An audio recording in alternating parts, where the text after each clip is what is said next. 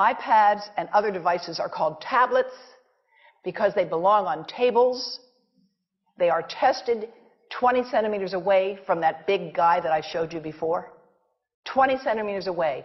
They are not approved to be held in the laps of little children, although millions of kids are having them now in schools because the people involved in educational technology and those involved in public health research are not talking to one another. Because if they were, they would understand that you're giving children a two-way microwave radiating device, and if you must give them such a device for learning purposes, put it on airplane mode so that it's not sending and receiving signals as it does otherwise.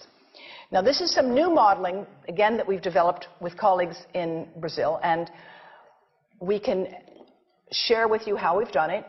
We first start out with the MRI and create the model with 1 millimeter voxels, and this is quite a bit of work goes into creating this, and here is what it looks like after a period of 6 minutes. And that's really not as bad as it might look, because you see the red area only gets partway through the eye of the adult, right? The one that we're really concerned about is this one with the young child. And this is a 3-year-old brain that we modeled. And you see that by the end of that 6-minute call, the peak radiation, yellow and red, is getting all the way into almost both eyes. And again, this is one call, and it's not going to kill anybody. It may not cause any biological effect whatsoever for 1 call or 2 calls or 3 calls. But the question is, what's the cumulative impact of this kind of exposure? How do we evaluate it? And I want to show you an example of some of the work that we are doing now that I'm releasing here for the first time. And this is a modeled microwave radiation dose of a 6-year-old with greater levels to the frontal and temporal lobes, eyes and cheek. And watch this here.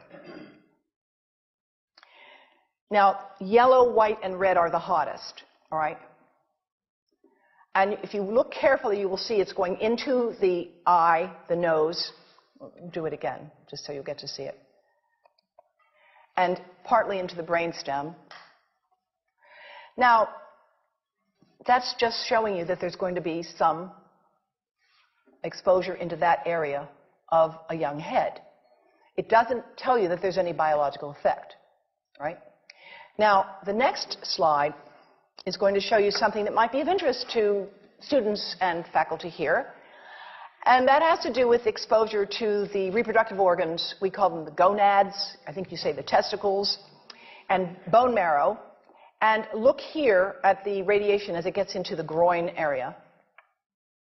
And that's just from having a mobile phone modeled into the pocket.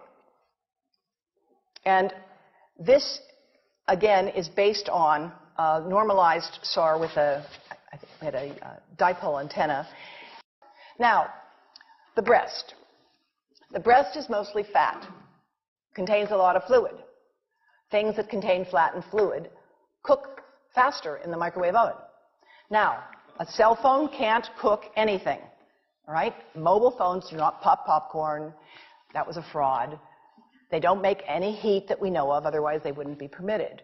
But they do go through things that contain fat and fluid, and we are now working at Environmental Health Trust with scientists at the University of California, San Francisco, scientists at formerly the president of the American Cancer Society of California, because we are seeing women who keep cell phones in their bras. Has anyone seen a woman put a cell phone in her bra?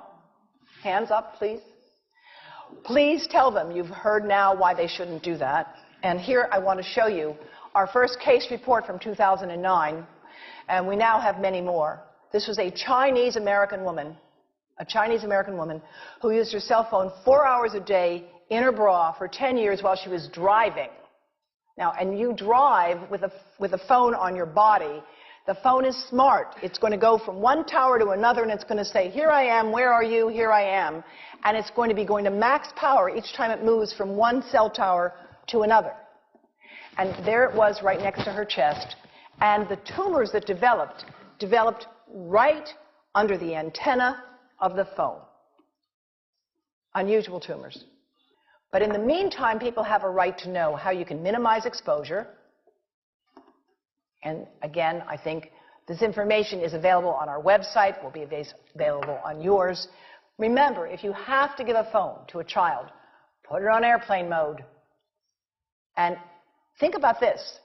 That microwave oven, it works because there's a metal box around a microwave signal, and the signal pings all over the place. Next time you get into an elevator or a train for any length of time, put your phone on airplane mode. Otherwise, that signal is going all over the place, magnifying and coming back. Keep the mobile phone away from you when it's on and you are asleep. Now, it takes a village to do a lot of things. These are some of the people whose materials I've used today with their permission, and I can't read this list to you, but I want you to know that I feel really honored to be working with some of the most talented people in the world on this issue. And they have given me permission to share these materials with you. And I leave you with this thought from Albert Einstein. The world is not dangerous because of those who do harm, but because of those who look at it without doing anything. So